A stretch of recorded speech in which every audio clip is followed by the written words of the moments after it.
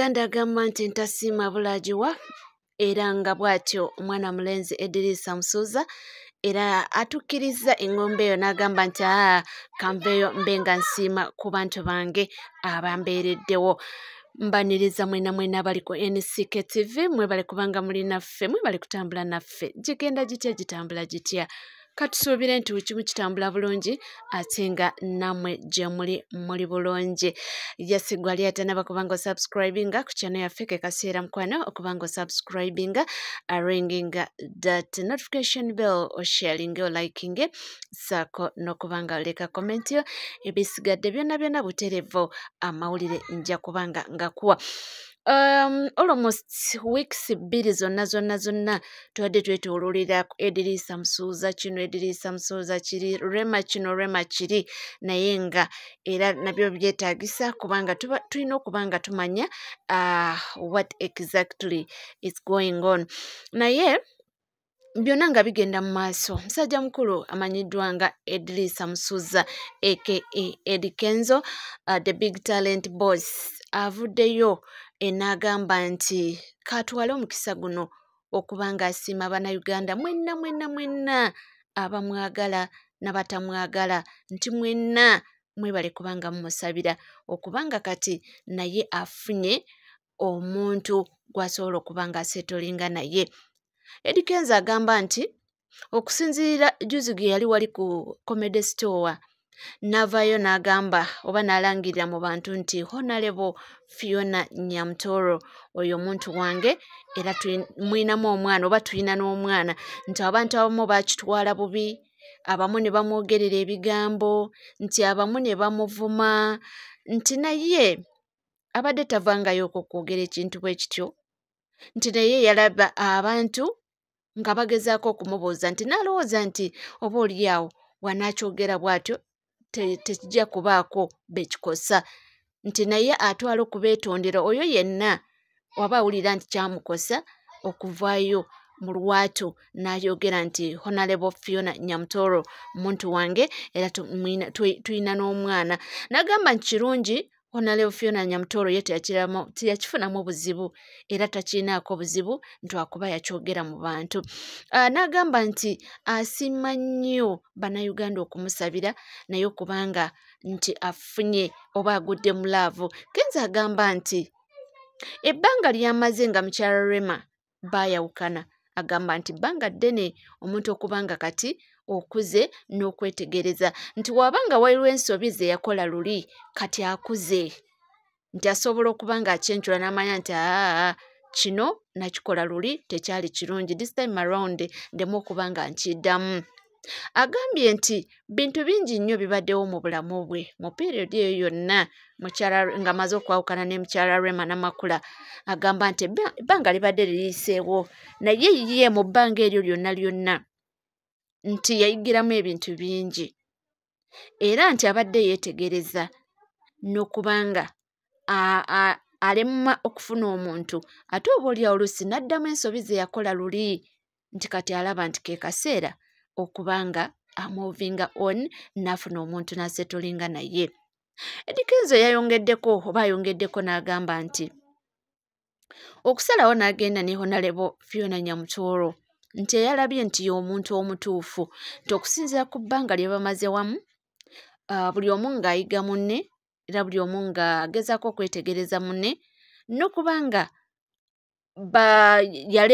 yali tayagala nti apape mangu nnyo addemu nti adduke mangu nti ate agenda wasa mbw ate bituuke mu maaso eyo nga tanatuuka oba nga taneetegereza muntu we bulungi ate agambye nti bindemeredde. Kyeva agamba nti kyeva olaba nga abadde nnyo nga obulamu bwe buli private, mbu yasalawo asooka abe nga abukuma nga buli private, nti wanaalaba nga mu butuufu omuntu yeye gwalaba nti gwasaanidde okubanga abeera naye nga bamaze nno buli omu okwetegereza munne nga buli omu ali sure nti munange waliwo okubeera nga gwe omwami oli sure nti omuntu yoyo gweyagala, nate ng'omukyala n'atuusa obudde n'agamba nti nga bwe nali nsuubira si bwe kino so tetugenda kubeera wamu. Agamba nti kyebabaddeko ebbanga eryo lyonna nti so finally abalaba nga mu butuufu gye balabayo era n'alaba nti omuntu omutuufu gwasaanidde okubeera naye. Kenzo abagamba nti bambi mundeke. Nti mundeke nti bambi ebintu ebimu ebyo era nga bw'agambye yagambye nti siri nnyo muntu wakola ki wakwemulisa mu kamera, siri nnyo muntu wakweraga oba nti ntere nnyo okubanga mbanga njogera nnyo ebintu binkwatako ne famire yange nti so mbadde nsaba mu nsonyiwe omba nyine wali we nayogera wali oba kyabakosa oba waliwo abamu abaakosebwa nga mmaze okwanjula Honorable Fiona Nyamutoro nti muntu wange nti nabo nsaba bansonyiwe nti kale nti omunsobi oluusi tuyigiramu. Nagamba nti oba yakola ensobi abo abamwagala ennyo mikwano gye nti takinaako obuzibu okumukubira akasimu n'omugamba nti anyman wano wali osaanidde okukola bwoti ati mba sigenda kuddamu ensobi y'emu. Anga agambye nti tuli bakulu naye omukulu naye ayigira ku munne ati so omuntu avaayo n'abanga ngamba nti kino nti mu bulungi tikubanga nange saakikola mu bubi nti omuntu wavaayo mu bulungi n'angamba nti wano wakozeemuko ensobi kibadde kisaanira kubanga kikolebwa bwe kiti ati mba nsobola omuwuliriza nti kubanga ndi muntu nange nsobya era ffenna tusobya ate tuliwo kubanga buli omu ayigira ku munne. Eddie Kenzo takomyawo n'abanga asaba abawagizi be mwenna agambye nti mwenna abamwagala n'abatamwagala kubanga agambye nti tasobola gamba nti mwenna mumwagala naye abo bonna abamwagala abagambye nti abasaba omukyala Rema Namakula mumuwe ekitiibwa muleme okubanga muyingiza mu bintu bino ebyeno ntate Rema ntate simanyi Eddie Kenzo yafunye nti omukyala oyo mumuwe ekitiibwa kubanga mukyala mufumbo nti mukyala mufumbo alina omwami we era yamovinga on nti so mulekenga kubanga mumugatika oba badde emboozi yonna mutandika omukompayalinga nti nedda nti si kirungi tikubanga ebyaliwo byali byabwe ng'omuntu yenna wabeera mu bufumbo mbwe ebintu ne bigaana era n'abagamba nti si be bokka peesoose